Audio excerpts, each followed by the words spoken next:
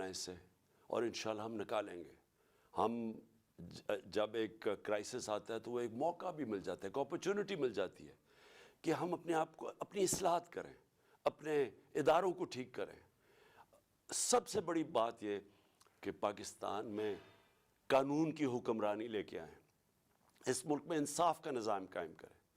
اور میں سمجھتا ہوں کہ اگر ہم نے یہ اگلے تباہی آ رہی ہے راستے میں، اس سے صرف نکلنے کا ایک کام ہے کہ قوم ساری کھڑی ہو جائے کہ ہم یہاں عدل اور انصاف چاہتے ہیں، ہم طاقتور کو قانون کے نیچے لینا چاہتے ہیں۔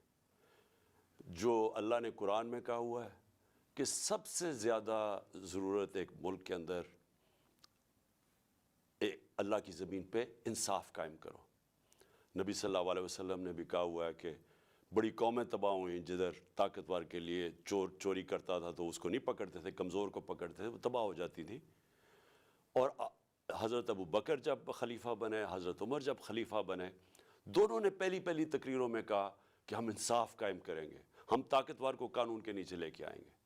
تو یہ ہم ساری قوم کو فیصلہ کر لینا چاہیے کہ اگر ہم نے اب اس میں سے نکلنا ہے، قانون کی حکمرانی ہوگی، جنگل کا قانون نہیں ہوگا جو آج پاکستان میں ہے کہ طاقتور چوری کرے اور معاف ہو جائے اور بیچارے غریب لوگ جیلوں میں ہوں، اور وہ چوری کر کے باہر پیسہ لے جائیں اور ہمارے پاس کوئی طریقہ ہی نہ ان کو پکڑنے کا۔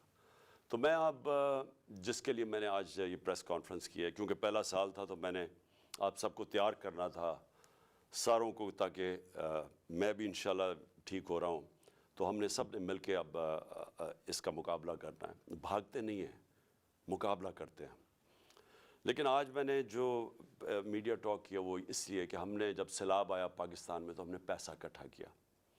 میں شوکت خانم کے لیے 30 سال سے پیسہ اکٹھا کر رہا ہوں۔